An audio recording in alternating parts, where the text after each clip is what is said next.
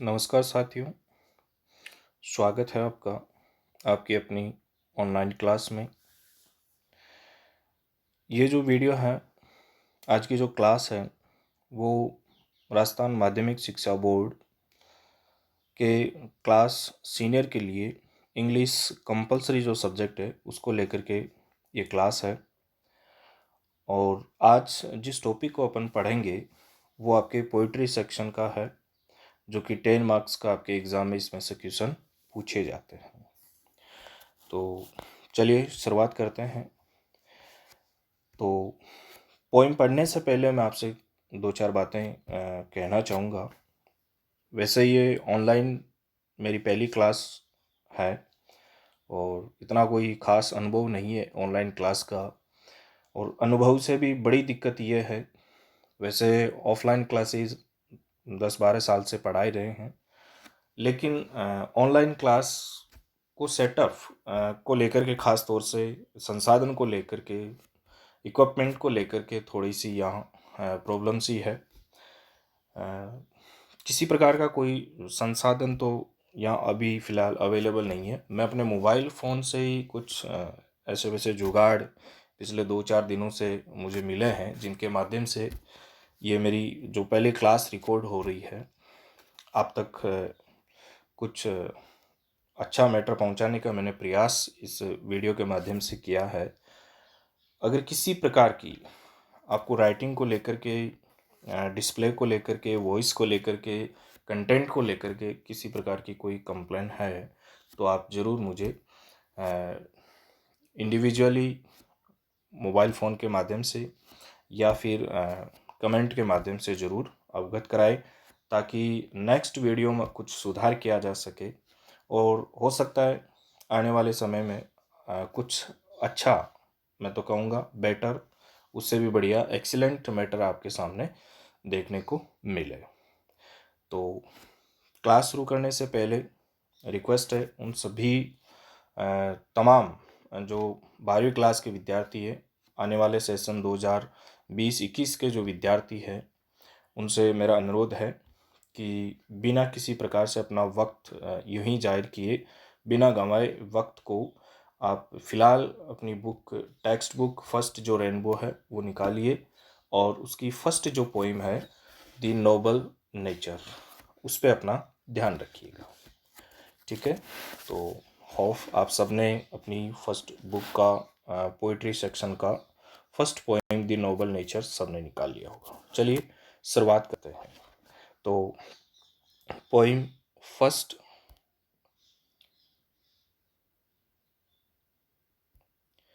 जिसका नाम है द नोबल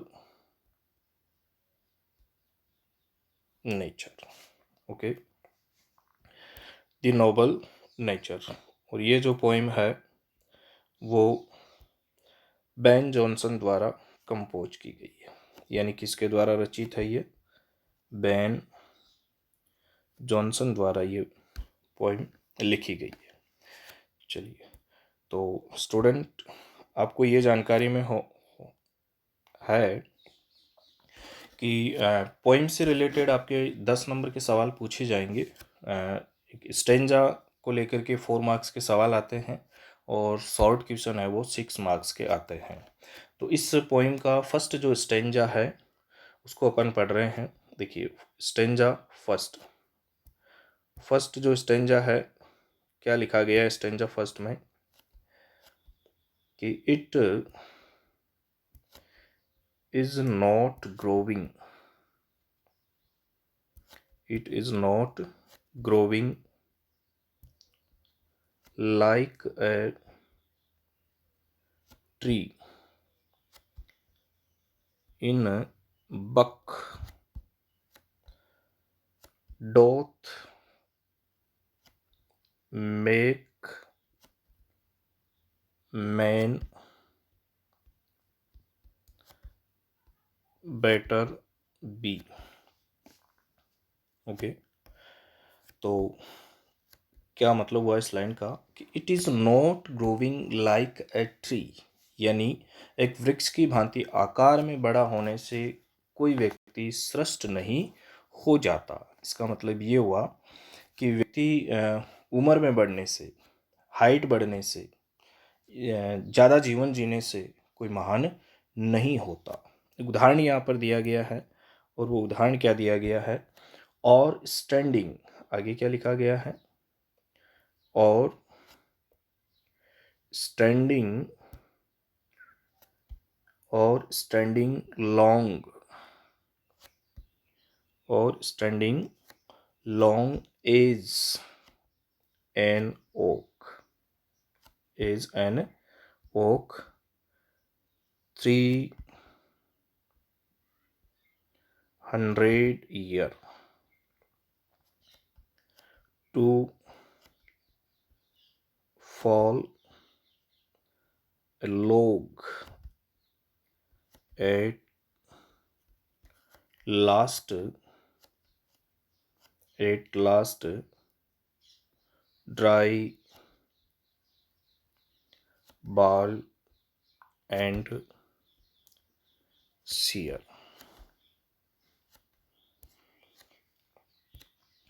चलिए क्या लिखा गया है?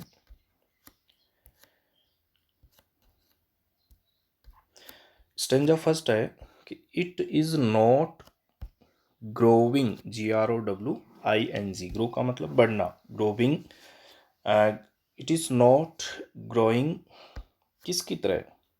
Like a tree, growing like a tree in bulk, bulk का मतलब क्या हो गया? बड़ा, यानी विशाल। डोथ, अच्छा वर्ड है। डोथ का मतलब है डू नॉट, यानी don't. Make man better be, अर्थात एक वृक्ष की भांति विशाल रूप लेने से व्यक्ति श्रेष्ठ नहीं हो जाता। और आगे क्या लिखा?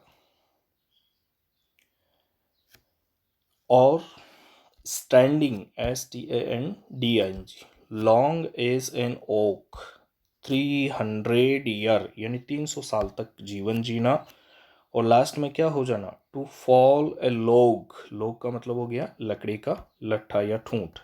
एट लास्ट यानी अंततः, क्या होकर के? ड्राई यानी सूख करके, बाल यानी बिना पत्तियों के, एंड सियर यानी मुरझा करके। और इस प्रकार से एक ओक जो ट्री होता है, बलूत का जो वृक्ष होता है, जो कि 300 साल का एक लंबा जीवन जी करके, बिना किसी उद्देश्य के, बिना कोई अपना पर्पज फिलअप किए हुए यूं ही अपना जीवन समाप्त कर लेता है, सूख करके, मुरझा करके, पत्तियां गिरा करके, एक लकड़ी के ठूंठ की भांति वो हो जाता है। ऐसे ही लंबा जीवन जीने वाले व्यक्तियों का ही यही हाल होता है। तो इस पोइम के माध्यम से, इस स्टेंजा के माध्यम से ये बताया गया है कि सिर्फ विशाल आकार में बढ़ जाने से मनुष्य का जीवन है वो श्रेष्ठ नहीं हो जाता। जैसा कि यहाँ पर एक ओ का उदाहरण दे करके बताया गया है कि किस प्रकार से उसका विशाल जीवन है वो बेकार है। चलिए आगे बढ़ते हैं, और नेक्स्ट जो आपके स्टेंजा सेकंड है उसको लेकर के यहाँ पर बात की गई है। देखिए स्टेंजा सेकंड जो है उसमें क्या लिखा गया है? A lily of a day, a lily of a day is fairer, is fairer far in May, although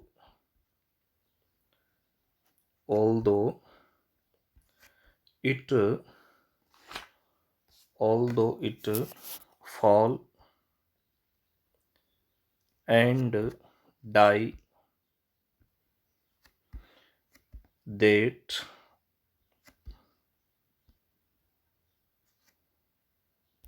that night. It was the plant and flower of light। तो ये आपका सेकंड स्टेंजा है, और क्या इसमें बताया गया है? देखिए स्टेंजा सेकंड में ये बताया गया, एक लिली का यहाँ पर उदाहरण लिया गया है प्रकृति से यानी नेचर से। और लिली यानी कुमुदिनी का पुष्प या फूल। लिली का मतलब क्या होता है? कुमुदिनी। कुमुदिनी का पुष्प जो होता है उसको यहाँ लिली है बताया गया है। ठीक है। Of a day is fairer. Is fairer, fair का मतलब श्रेष्ठ होना, अच्छा होना, सुंदर होना, अधिक। और फेयरर का मतलब हो गया अधिक सुंदर। फार इन मई, मई यानी मई माह की बात हो रही है, जो कि मई मास में एक दिन के लिए ये खिलने वाला कुमुदिनी का पुष्प, जो कि क्या है, ऑल दो इट फॉल एंड डाई, यानी ये गिर जाता है, फॉल हो जाता है, एंड डाई मूर्छित हो जाता है या मर जाता है, देट नाइट यानी उसी रात को, फिर भी it was the plant and flower of light, फिर भी इसको प्लांट या यानी पौधा और फ्लावर यानी पुष्प ऑफ लाइट यानी रोशनी या प्रकाश या उजाले का उसको पुष्प कहा जाएगा। ठीक है, चलिए नेक्स्ट स्टेंजा है आपके, और इसका ये लास्ट स्टेंजा थर्ड। क्या है थर्ड स्टेंजा में? देखिए, in small, in small proportion, in small proportion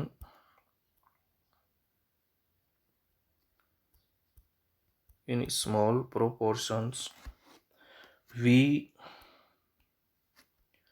just beauties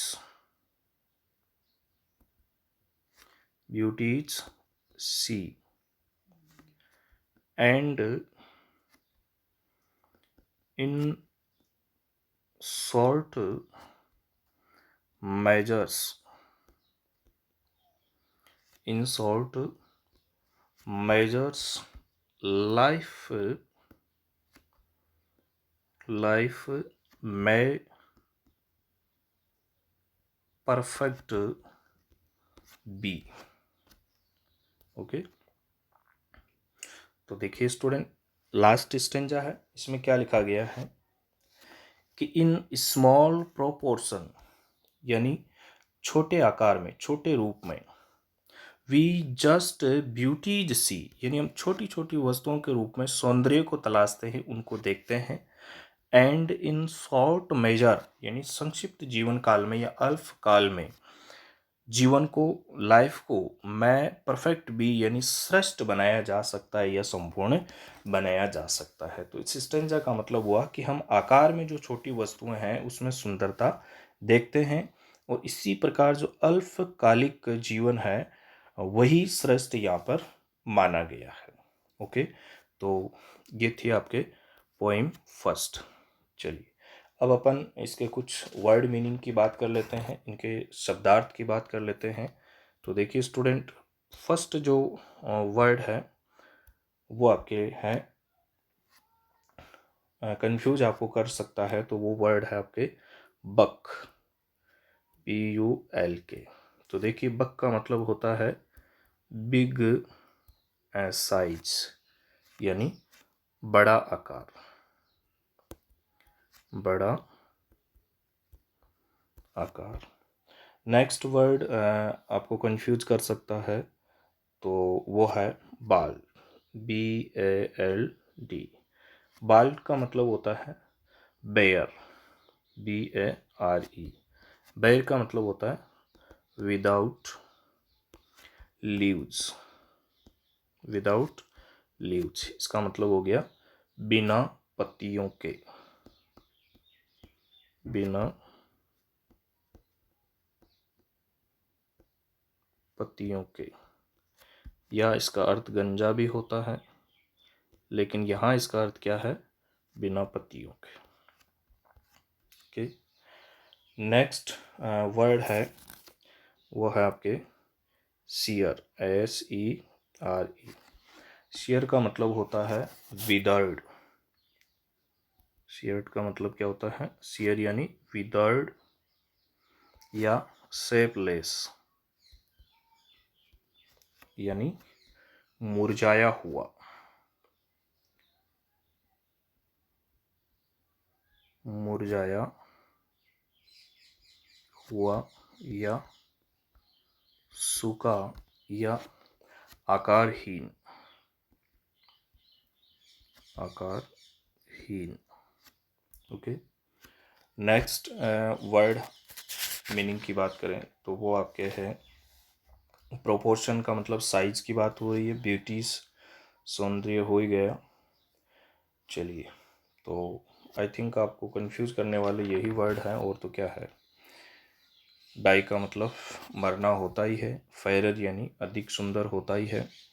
light प्रकाश या उजाला। चलिए, तो ये थे आपके कुछ मीनिंग वर्ड, और आगे अपन पढ़ रहे हैं इससे स्टेंजा की कुछ क्वालिटीज़ के बारे में। ठीक है, तो यहाँ क्वालिटीज़ देखिए, सबसे पहले मोस्ट बात यही है कि यहाँ पोइट बेन जॉनसन ने, यहाँ पोइट बेन जॉनसन ने नेचर से, किससे? नेचर से कितने एग्जाम्पल लिए हैं? 2 एग्जाम्पल, यानी 2 एग्जाम्पल इसने लिए।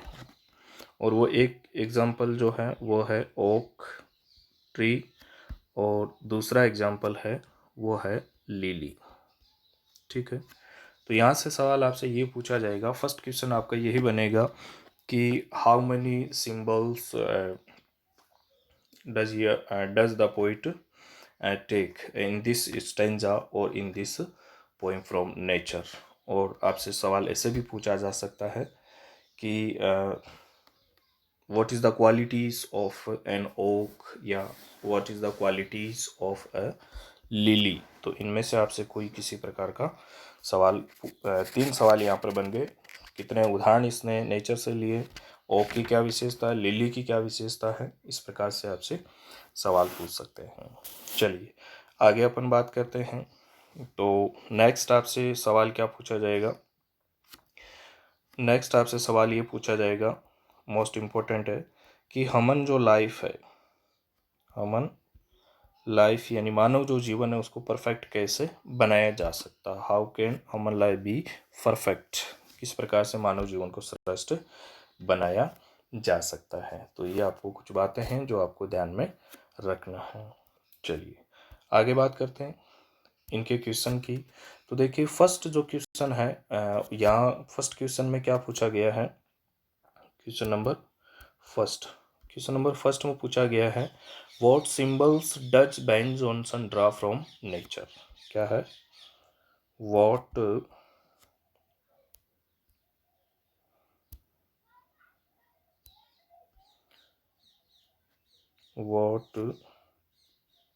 सिंबल्स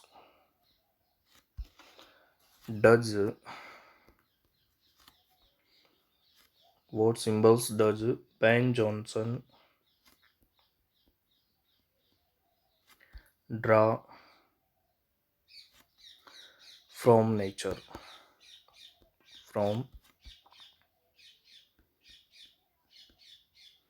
नेचर, तो देखिए स्टूडेंट, आपको पता है कि Ben Jonson draws 2 symbols. Ben Jonson draws 2 symbol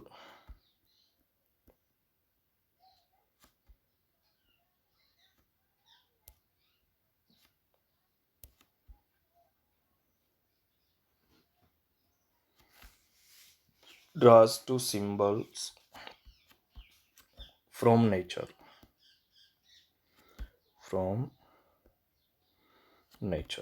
first is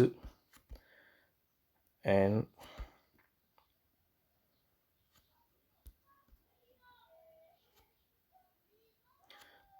oak tree,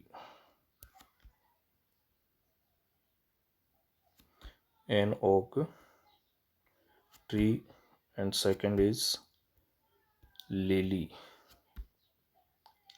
a flower. Okay, तो ओक और लिली के एग्जाम्पल यहाँ पर लिए गए हैं। नेक्स्ट क्वेश्चन की बात करें तो देखिए, नेक्स्ट क्वेश्चन आपसे क्या पूछा है कि mention the qualities of an oak. क्या पूछा है? Next question number second, mention the qualities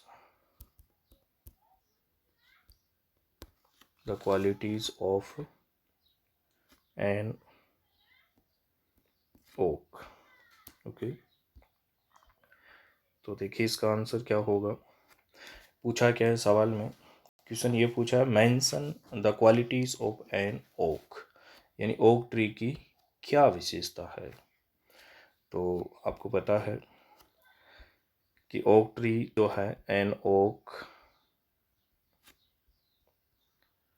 tree lives a long life of 300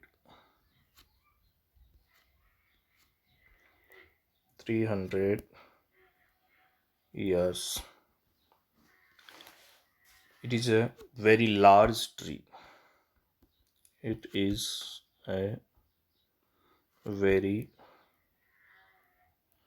large tree.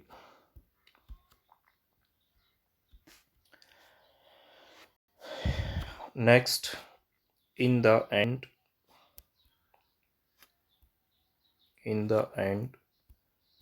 it falls. In the end, it falls. यानी अंत में यह गिर जाता है। In the end it falls किसकी तरह? लाइक ए लॉग। अब लॉग की आपको पता है क्या विशेषता है? ड्राई, लीफलेस, शेपलेस, है ना, विदर्ड। तो इस प्रकार से इसकी जो लाइफ है वो कैसी है? It's life is meaningless, useless and unimpressive. तो ये हुई आपके ओक की विशेषता। नेक्स्ट क्वेश्चन है, उसमें क्या पूछा है? How does a lily of a day impress us. Question number third है, how does a lily of a day impress us।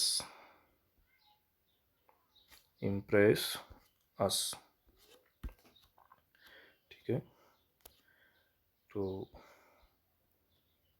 इसका आंसर क्या है?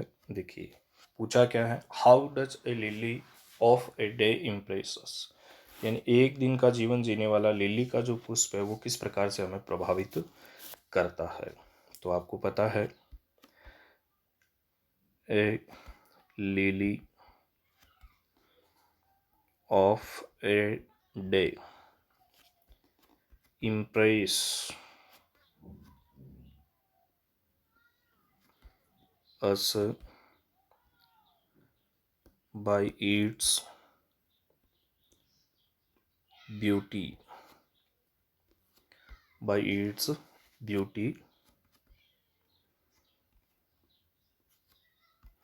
तो ये हमें किसके माध्यम से इम्प्रेस करता है? अपनी ब्यूटी से हमको इम्प्रेस करता है। It is a symbol of meaningful meaningful life, यानी ये मीनिंगफुल लाइफ का सिंबल है। ओके, नेक्स्ट और लास्ट आपका शॉर्ट क्वेश्चन है, क्वेश्चन नंबर 4। क्वेश्चन नंबर 4 है, इसमें क्या पूछा गया है कि how can human life, how can human life be perfect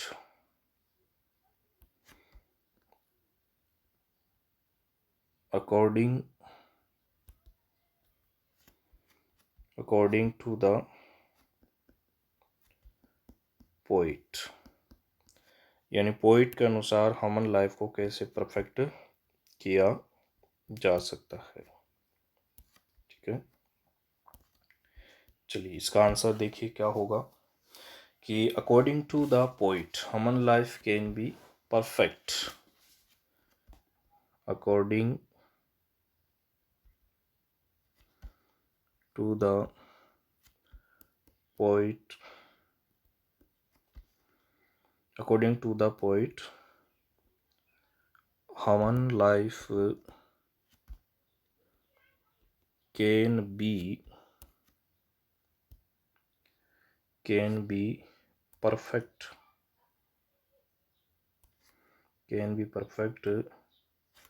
by doing virtuous and heroic noble deeds like a lily, यानी लिली की तरह या नोबल डीड्स, अच्छे कार्य करके, श्रेष्ठ कार्य करके, वीरोचित बहादुरी का कार्य करके ह्यूमन लाइफ को परफेक्ट किया जा सकता है। चलिए नेक्स्ट और लास्ट इसका क्वेश्चन है जो आपसे पूछा जा सकता है, वो है इसकी थीम के बारे में। ठीक है, तो देखिए इसकी थीम क्या है। थीम यानी विषय वस्तु, विषय वस्तु। तो थीम के बारे में देखिए बहुत अच्छे से आपको ये चीज़ याद करनी है।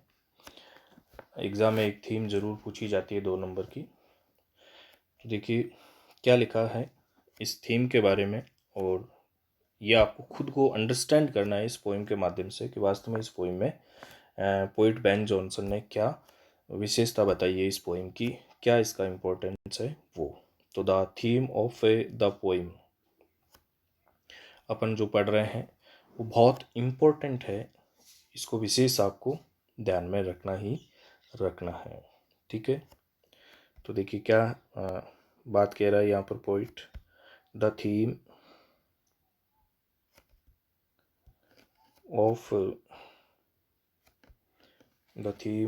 Of the poem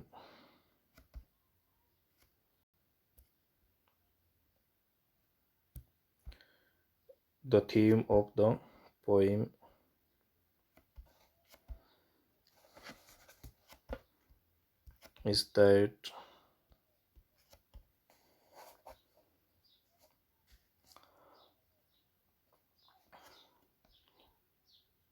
human life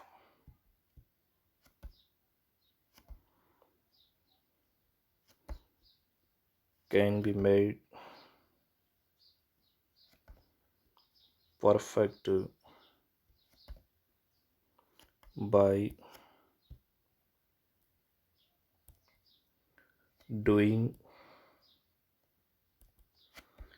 heroic and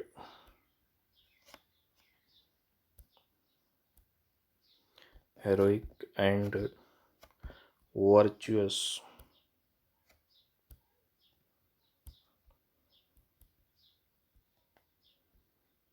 deeds,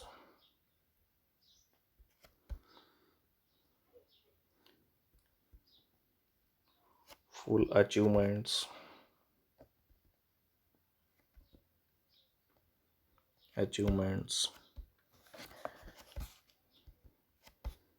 in short,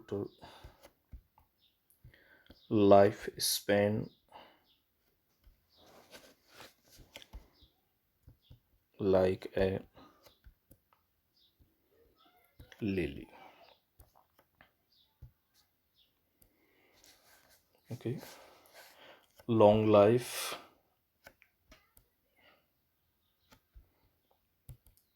and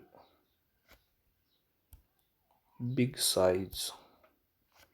Long life and big size don't make men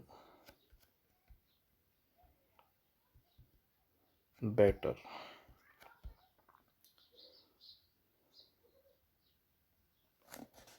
Okay,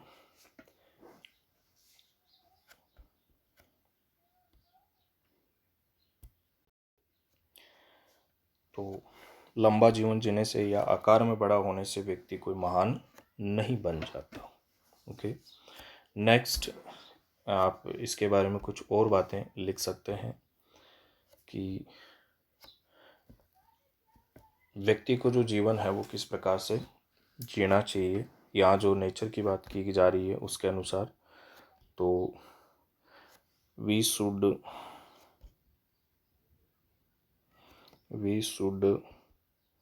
live in deeds not in years, यानी हमको अच्छे कार्यों के लिए जीवन जीना है, न कि सालों के लिए जीवन जीना है। ऐसा नहीं कि हमने इतना साल जी लिया, मैं इतने साल का हो गया, ये महत्वपूर्ण नहीं है। महत्वपूर्ण ये है कि आपने इतने साल में क्या अचीव किया, यानी क्या हासिल किया, क्या अच्छा कार्य किया, क्या श्रेष्ठ कार्य किया। ओके, तो स्टूडेंट ये थी आपकी poem first the Nobel nature. हालांकि इतना डिटेल से अभी मैंने नहीं पढ़ाया है, एक क्लास इस पर और आपसे ली जाएगी, यानी एक वीडियो और इसका बनेगा जिसमें कंप्लीट एक एक वर्ड मीनिंग और इसकी और थीम हिंदी इंग्लिश दोनों में बताई जाएगी। ये एक प्रकार से डेमो क्लास, यानी ऑनलाइन क्लास की डेमो क्लास है कि कैसे ये चीज़ सेटअप होती है या नहीं होती है। अगर आपको लगे कि क्लास कंटिन्यू बनी रहे इस प्रकार की, ठीक है, तो ज़रूर आगे क्लास इस प्रकार से और आपको उपलब्ध करवाई जाएगी। और अगर लगे कि इसमें कोई ख़ास आपको समझ में नहीं आ रहा है, आपको असुविधा हुई हो किसी प्रकार की, तो कुछ उसमें सुधार करने की कोशिश की जाएगी। यहाँ आपसे विनम्र अपील है कि इस कोरोना महामारी की वजह से सिर्फ अपने देश की नहीं, पूरी दुनिया जिस प्रकार से विकट परिस्थितियों का जो सामना कर रही है, तो इस प्रकार की पैंडेमिक का सामना करना है तो ये हम सब का दायित्व है कि अपने घरों में रहें, सुरक्षित रहें। और किसी प्रकार का एज ए टीचर के रूप में मैं आपसे ये अपील करता हूँ कि अपनी राज्य सरकार और केंद्र सरकार के जो भी रूल्स बताए गए हैं, अर्थात जो अनुपालना के लिए हमें बोला गया है, वो आप ज़रूर उनका पालन करें और अपने घर वालों को भी इनका पालन करवाएं। अपने दोस्तों को, रिश्तेदारों को, सबको गाइड करें कि आप इन नियमों का पालन करें। ख़ास तौर से विद्यार्थियों से मेरा यही कहना है कि आप ये जो समय है इसको यूं ही खेलने कूदने में नष्ट ना करें, फालतू में यूट्यूब पर और बेमतलब की चीज़ें देख करके अपने समय को जाहिर ना करें, ठीक है। और समय सारणी के अनुसार, यानी टाइम टेबल बना करके आप अपने घर में रह करके अच्छे से एक पढ़ाई का माहौल बनाएं। आपको फ़िलहाल बहुत सारी ऑनलाइन क्लास देखने को मिलेगी। जो टॉपिक, जिस सब्जेक्ट में आपको जो चीज़, जो मैटर आपको देखना है वो आराम से देखिए, लेकिन इस चक्कर में भी ना पड़िएगा कि यहाँ से देख लूँ मैं, वहाँ से देख लूँ। ये सारी जो चीज़ें हैं, देखिए सिलेबस जो आपका वो निर्धारित किया गया उसके अनुसार आपको चलना है। बेमतलब की फालतू की चीज़ों में आपको अपना समय यूँ बर्बाद नहीं करना है। और आगे भी आपको इस प्रकार की कुछ वीडियोस मिलती रहेगी। फ़िलहाल आपसे विदा लेते हैं। Okay, thank you.